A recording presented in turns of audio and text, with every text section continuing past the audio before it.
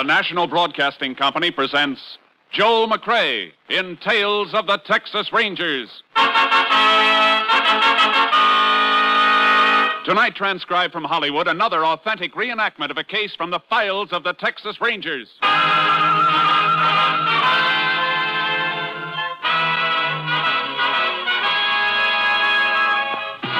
Tales of the Texas Rangers, starring Joel McCrea as Ranger Jace Pearson. Texas, more than 260,000 square miles, and 50 men who make up the most famous and oldest law enforcement body in North America.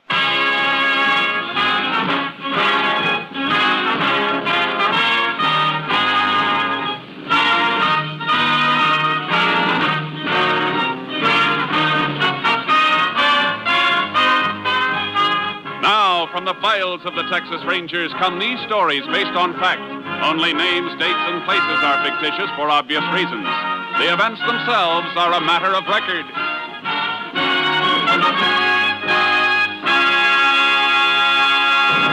Case for tonight, hanging by a thread.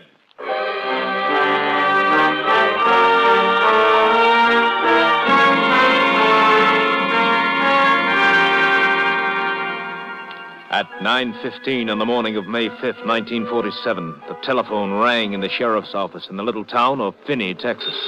Sheriff Hansen answered it. Sheriff's office, Hansen speaking. Sheriff, this is George Hawks. How are you, George? What can I do for you? Nothing now. Nobody can. How's that? I just called to tell you I'm going to kill myself. What did you say? You heard me.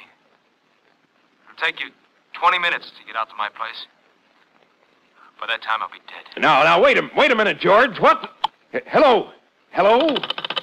George! Operator! Yes, sir? Oh, this is the sheriff. That caller just came in here. Where was it from? One moment, Sheriff. If this is someone's idea of a practical joke... Hello, Sheriff. Yes? That call was placed from 317 out on Gum Creek Road, the residence of Mr. George Hawks.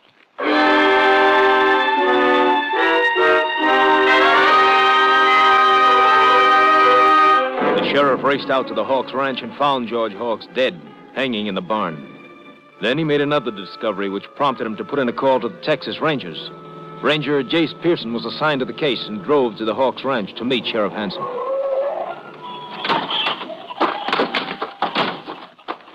Jace, am I glad to see you. Howdy, Sheriff. It's been a long time. Yeah, month of Sundays. Now, I hope I didn't call you down here for nothing, Jace, but this looks mighty fishy to me. So I want you to take a look at the body. Hasn't been taken down yet? No, I put in a call to the coroner, but he was out somewhere. I left a message for him to come out here as soon as they could locate him. How'd you find out about the body, Sheriff? I got a phone call, Jace, about 9:15. Said it was George Hawks and he was going to kill himself. I thought maybe it was some joker, so I traced the call. And? It came from here, all right. So I drove out fast as I could, but George was dead. Hanging by the neck in the barn. No pulse. Body still warm. Sheriff, I know you didn't call me down here to investigate a routine suicide. What's the catch? Well, I'm getting to that.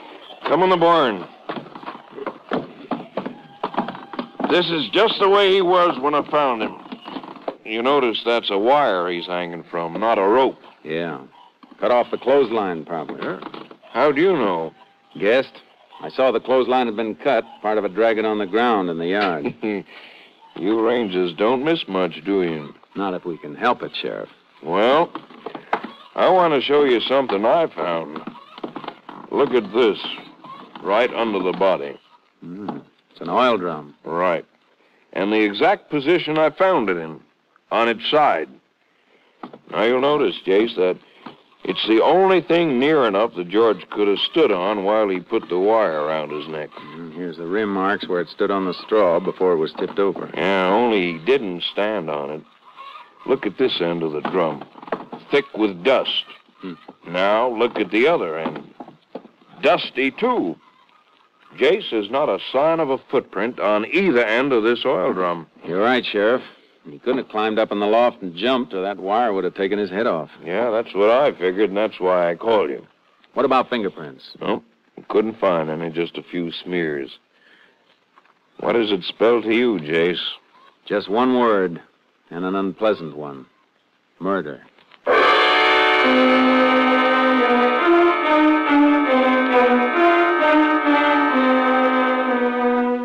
I got my camera out of the car and took pictures of the body. And we took down the broken clothesline and nosed around for more evidence. The sheriff went up to look over the house while I combed the barn. How'd you make out up at the house, Sheriff? Nothing, Jace. Absolutely nothing. No note from George. Everything tidy. No sign of a struggle. Funny nobody's around. Who would be ordinarily? His wife, Millie. One of the hands. He had 2 men working for him last I heard. How you coming, Jace? I found a couple of things, but not the thing I want. What's that? The tool that was used to cut the wire he's hanging on. All I found in the barn here was this pair of rusty pliers. Well, couldn't they have been used to cut it? No, Sheriff, they wouldn't cut butter. Mm-hmm. Besides, the cut's too clean. How about footprints? No luck yet. But I think I've found what the killer stood on to string the body up. What? The stepladder. I found it under the tool bench. Been used lately. Marks in the dust where it'd been dragged out and then pushed back. Well, what are you fixing to do, Jace? Going up the ladder and take a look at the beam where the wire's looped over. Here, I'd better hold it for you. It's pretty rickety. Thanks. Find something? I think so. What is it, Jace? Look at this. Stuck on a splinter where the wire went over the beam. It's a piece of black thread. Yeah. Black wool thread. Well, are you a string saver, Jace? In a case like this, yes. Let's take a look outside. Mm-hmm. What about a motive, Sheriff? For suicide or murder? Either. Can't think of one offhand. George was a pretty normal guy. Happily married. Didn't have any enemies that I know of. How about those 2 hands you mentioned? Well, this new one, Brad Johnson, been working for George about 6 months. Only met him a couple of times. Seemed to be all right. In a quiet sort of way. And the other? Old Tom, he's okay. Drinks a lot. George used to fire him regular and then take him back when he sobered up. There's no good footprints in the yard here. Nope. Ground's packed pretty hard. Oh, Sheriff. Car coming up the house. Is that the coroner? That? Well, no, that looks like... Well, sure, that's George Hawk's car. That's Millie driving it. Mrs. Hawk's. Come on. We'll have to tell her, Sheriff. This is the only part of the job I really hate. Yeah, I know, Jace. Sheriff, what are you doing out this way? And... Morning, Mrs. Hawks. This is Ranger Pearson. Howdy, ma'am. Ranger? What's happened? What's the matter? I'm sorry to have to tell you, Millie, but George... Something happened to George? Yes. He's dead. Oh, no. No. Come on, Mrs. Hawks.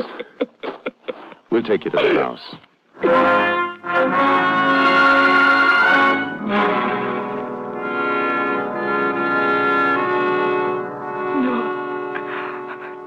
I can't believe he'd do it. Mrs. Hawks, when did you last see your husband? Just a few hours ago at breakfast. How did he appear at breakfast? I mean, was anything wrong? Was he upset about anything? Well, yes, there was a big fight at breakfast. I never seen George get so mad. A fight? Between you and your husband? Well, all 4 of us went on it. Old Tom and Brad was there, too. They're the hired hands. How did it start? I cooked breakfast for the 4 of us, like I always do. Old Tom was late, so we'd started to eat. When we were about through, old Tom came staggering in. He was half drunk. Again, huh? Yes, Sheriff, again. Then he and George had this big row, and George fired him for being drunk. Go on. Old Tom was fighting mad. He gets mean when he's been drinking. He started making all kinds of wild accusations. What kind of accusations, Mrs. Hawks? Lies, Ranger. All of them lies. He said he wouldn't have been drunk if Brad hadn't bought liquor for him. Brad? Well, that's what he claimed. Said Brad got him drunk on purpose so he... Oh, it was awful. So he could what? Well, it's a lie, Ranger. What did he say, Mrs. Hawks? Well, old Tom said to Brad, I wouldn't be drunk if you didn't buy me the stuff. You're always trying to get me out of the way so I won't see you... So I won't see you playing up to the boss's wife. Then what happened? Well, Tom left, and my husband started swearing and threatening Brad, accusing him of what Tom said. Brad said it was a lie, and then George threw some money in his face and told him to get off the place, that he was fired, too. What did Brad do? I thought for a minute he was going to hit George, but he didn't. He went outside, and a few minutes later I heard his car start, and he drove away. By this time, George was in a terrible rage. He even threatened to kill me. So I grabbed the car keys and ran. Did he ask you where you were going? Yes, he did, Ranger. And I told him I was going in town to see Mr. Harris, the lawyer, see about getting a divorce. What time did you leave? About 8:30. Ranger, you said you found him hanging in the barn. Well, if it was suicide, why are you asking me all these questions? Because I don't think it was suicide, Mrs. Hawks. I think it was murder.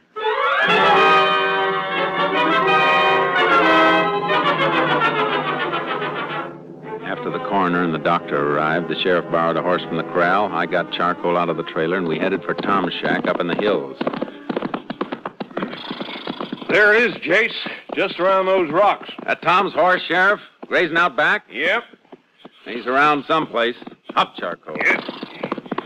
I just can't see old Tom as a killer, Jace. He ain't the type. Huntsville's full of them, Sheriff. Killers who aren't the type. Oh, charcoal. Oh, boy. Yeah. Let's try the front door. Okay. All right, Tom. Open up. He's not here, Jace. I can see through the windows. Shack's empty. What the? Somebody's shooting close by. Maybe Tom. That shot came from back up in that draw. Come on, Sheriff. There he is. Back by that clump of trees. Is that Tom? Sure is. Hey, he's running toward the trees. Hold it, Tom. Stay where you are. I'll put one over his head. Yeah, he's starving. See what he's wearing, Jace? Yeah. Black sweater. What's all the commotion? All right, Tom. Throw down that rifle. Sure, Ranger. But, what for? Why didn't you stop when I told you to? Well, to tell the truth, Ranger, I didn't hear you. I'm kind of deaf.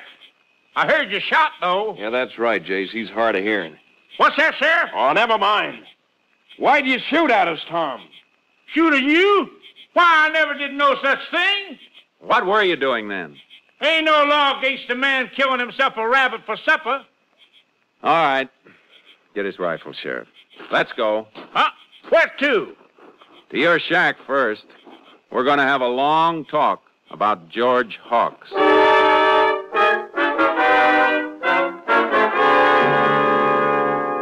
I'll tell you, Ranger, I didn't know George was dead until you told me a minute ago. What call would I have to kill him? If he was killed, he was my friend. You don't seem very clear about what happened this morning, Tom. Well, I was a bit foggy. I had me a couple of nips. But I do remember George getting mad and firing me. What happened after that? Well, I took a few more out of the bottle in my saddlebag. I don't remember much after that. I must have rode up here and fell asleep. Woke up a while ago. I was hungry, and I went out to get me a rabbit. Tell me, Tom, do you often draw a blank when you've been drinking?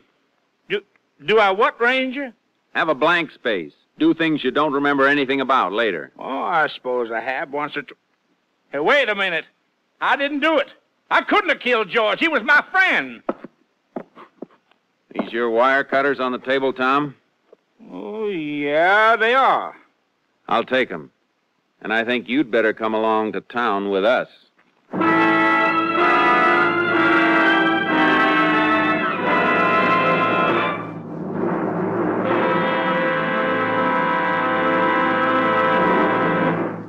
You are listening to Tales of the Texas Rangers, starring Joel McCrae as Ranger Jace Pearson at our new Sunday time.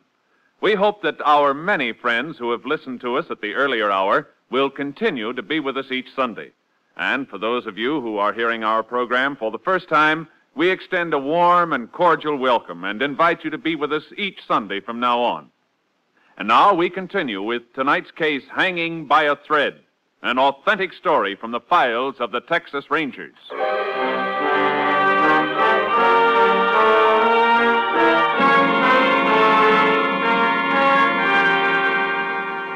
The finger was pointing straight at Tom. When we got back to the Hawks Ranch, there was a man in the back lot feeding the hogs. It was Brad Johnson, the third witness at the breakfast fight. While the sheriff took Tom into town, I got Brad's version of what happened. And then he threw the money in my face, Ranger. $30. Told me I was fired. I wanted to hit him, but I didn't. Then what, Brad?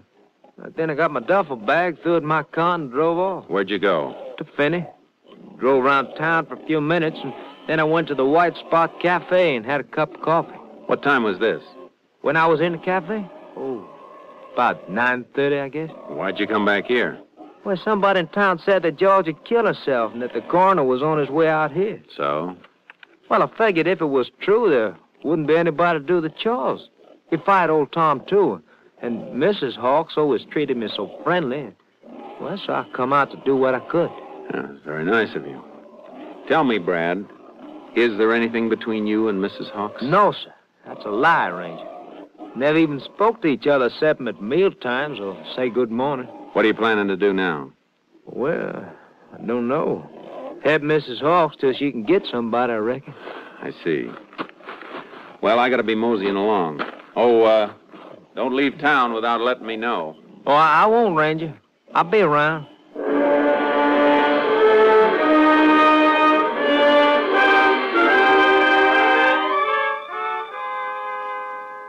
I got the evidence off to Austin and then went to the White Spot Cafe. Brad had been seen there at 9:30, and Mrs. Hawks had been with her lawyer half an hour before. I radioed headquarters that I was staying over in Finney, and about 9 that night, I got a phone call. Hello? Jace, Captain Stinson. I've got the report on that stuff you sent in today. You got a pencil? Sure have, Captain. Shoot. On that black wool sweater, the thread you sent in the envelope matched all right.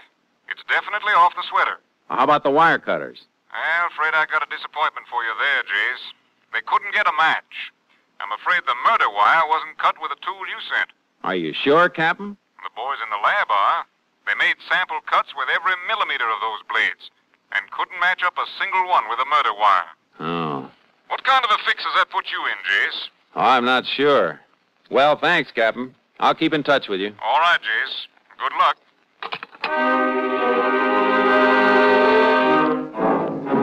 I was going to need more than luck. Things were really getting tangled up. It was about 4 a.m. when I finally dozed off trying to dope it out. Then at 8:30, I met the sheriff in his office. Well, you look like you've been through the ringer, Jace. Hotel bed's too hard for you? No, but I didn't get much sleep trying to figure this Hawks thing out. Looks like we'll have to let old Tom go, Sheriff. Why? What's up? My lab says Tom's cutters didn't cut that wire. They didn't? No. Of course, old Tom could have used other cutters, but in his stupor, I doubt if he'd be that clever. Well, I hate to complicate things more than they are, Jace. What do you mean? Coroner called a little while ago. He sent in his report over with one of my deputies. Should have been here by now. His verdict is suicide. Suicide? Oh, that doesn't make sense. Well, apparently does to him. We'll know when the report gets here. Yeah. George Hawks, deceased. Climbed up a stepladder, put a wire around his neck, and then placed the ladder neatly under a workbench 12 feet away. My dusty oil drum snoring things up, Jason. Considerable. Morning, Sheriff. Howdy, Ranger. Hi. Morning, Joe. Did you get it? Yep. I had to wait while the coroner signed it. Here it is. Yeah, thanks, Joe. Anything more I can do, Sheriff? No, not right now. Well, I'll go get me some breakfast then. Let's see. No marks of violence on the victim's body. Autopsy disclosed no brain injury. Death probably caused by strangulation. Coroner's conclusion, suicide. Signed G. Parker, coroner. There it is, Jace. Couldn't be. Now, here's something from the doctor. I examined the body at 11:30 a.m. It is my opinion the death occurred approximately 3 hours previously. Hey, wait a minute, Sheriff. Well, what is it? That'd make it about 8:30 when George died. What time did you say he called you? At 9:15. Great suffer! Sheriff, are you sure it was George who called? Well, now that you mention it, I'm not sure. Said he was George. Could it have been somebody else? Yeah, I suppose so. Beginning to piece together, Sheriff. Whoever it was could have killed George, then called you and tried to sound like him. To establish an alibi. Exactly. And then pop up someplace else a few minutes later. Like the White Spot Cafe. I'll call you later. Where are you going, Chase? Back to the Hawks Ranch.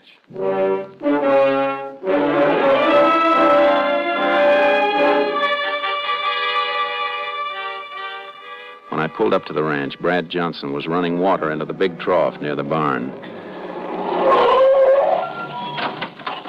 Well, hi, Ranger. What brings you out this way? I want to talk to Mrs. Hawks. We're releasing Tom.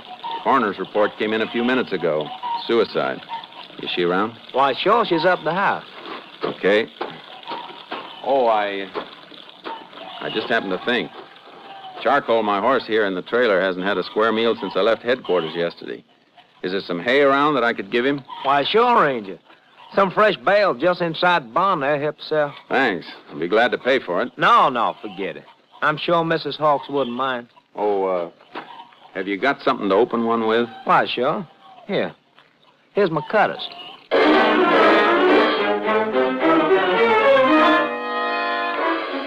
I took the cutters into the barn and made some cuts on a wire sample.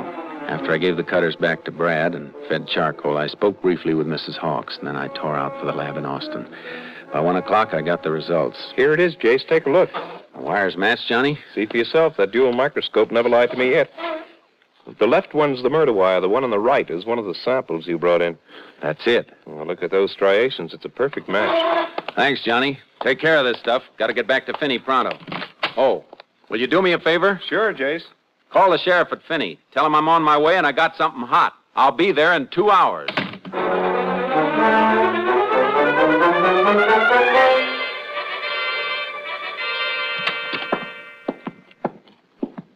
Well, Jace, you sure made good time. What'd you find out? We got positive proof the murder wire was cut with Brad Johnson's cutters. Brad's? You going to pick him up? Not right yet, Sheriff. Why not? We only know that Brad's cutters were used. We don't know he used them. We got to be sure. What are your plans, Jace? I've been thinking. Those stories that Mrs. Hawks and Brad told me, they were alike, all right. Too much alike. What do you mean? A couple of times they used the exact phrases. Mm-hmm. What about Tom and the black thread? We'll keep an eye on him, but I think he's clean. He could have caught his sleeve on that beam doing anything, pitching hay or anything. Yeah, he could have. Well, what do we do now? We got to catch him alone, Brad and Mrs. Hawks. When they don't know anybody's around, we got to hear what they say to each other. Maybe after the funeral. It's this afternoon, 4 o'clock. You know where it's being held, Sheriff? Sure, out of the ranch. Be a graveside ceremony. Where's the cemetery? Clear over on the other side of town from the Hawks' place. It'll take them a while to get over there and back. Sheriff, while they're at the cemetery, you and I are going to the ranch and fix up a little surprise.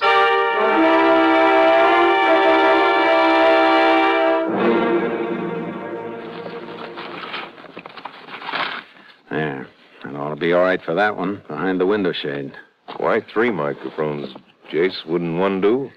Not if they wander around the house while they're talking, Sheriff. I want to hear everything. Yeah, but how do you know that Brad and Mrs. Hawks will talk? How do you know who'll even come into the house? I don't know, Sheriff. I'm guessing.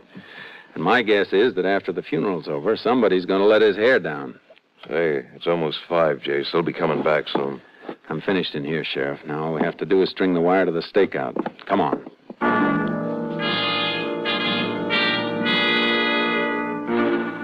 We'd hidden my car in a lane down the road and set up our equipment at a clump of trees close to the house. 3 neighbors' cars drove up, then Brad's. We watched him as he fed the stock. About sundown, the last of the guests left the house.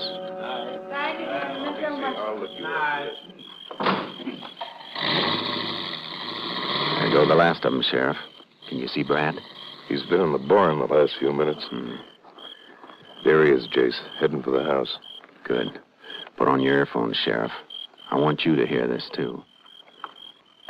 There he goes, up on the porch. Yeah. Brad. Oh, Brad. Now, come here, baby. Oh, Brad, I'm so tired and scared. Ain't nothing to be scared about, baby. Everything worked out fine. Oh, take me away with you, Brad, now, tonight. Millie, I can't do that. You know it. Why not? Why can't you? Well, the plan, baby. We gotta follow the plan. Now, look, if we went away together now, they'd nab us no time. We gotta let it cool off. Brad, I can't spend another night in this house, not alone. I can keep seeing his face. You holding him. That look of his when I put the pillow over his face, I can't stand it. I can't stand it. I told you to shut up. Look, I put a lot of hard work on us. Our alibi's got them clear off the trail. I'm not gonna let them get back on, you hear? All right, Sheriff. I've heard enough. Let's take them. You cover the back, Sheriff. I'll take the front. Okay, Jace.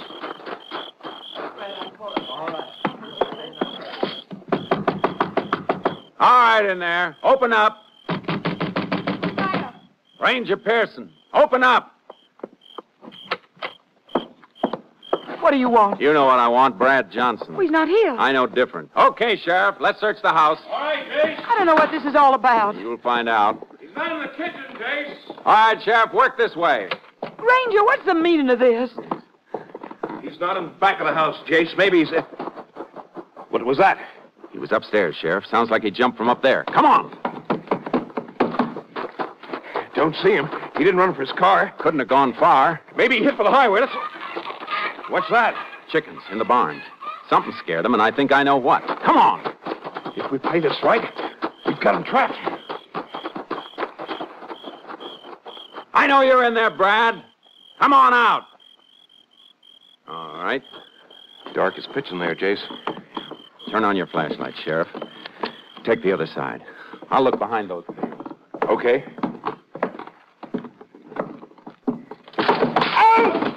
What is it, Sheriff? Pitchfork. Threw it from the loft. He hit me. You hurt bad? Don't think so. My shoulder. Here, give me your flashlight, Sheriff. All right, Brad. I'm coming up. No, don't come up. I'm coming down. Come out where we can see you, then. With your hands up. Jace, he's jumping now!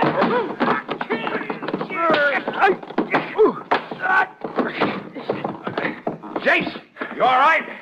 Yeah, he fell on his back, hit his head when I hit him. Is he dead? No, Sheriff, he's not dead. But I can't say he won't be, though, when the state gets through with him.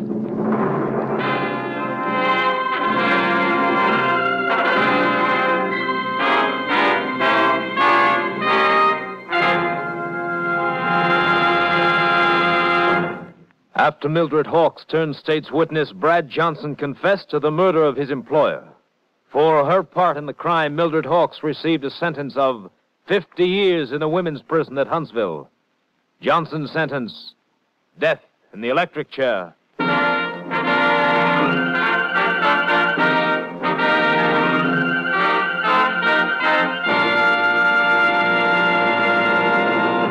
And now, here again is the star of our show, Joel McCrea.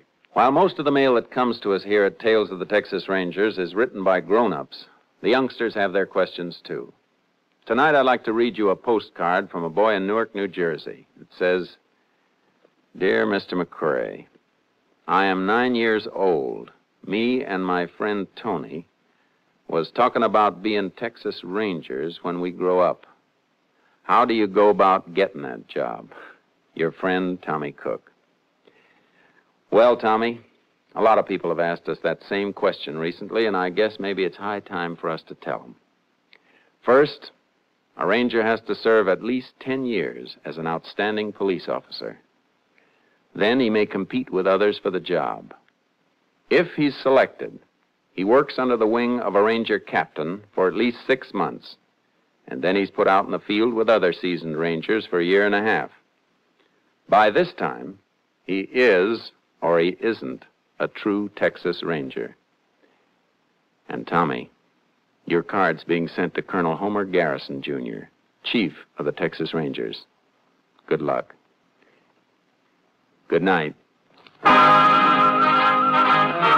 Next week, Joel McCrea in another authentic reenactment of a case from the files of the Texas Rangers.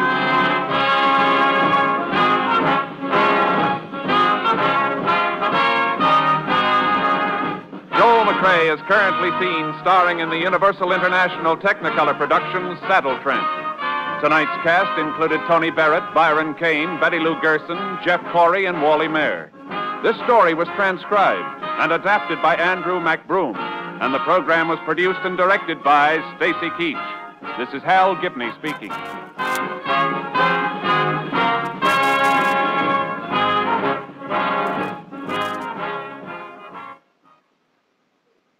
Three chimes mean good times on NBC. Tuesday nights are bright with comedy on NBC. Start off the evening with Baby Snooks. Hear Fibber McGee and Molly of 79 Wistful Vista. Listen as Art Linkletter proves that people are funny and laugh with Bob Hope and his gang. It's truly fine entertainment every Tuesday night. So be sure to listen for Baby Snooks, Fibber McGee and Molly, People Are Funny, and Bob Hope.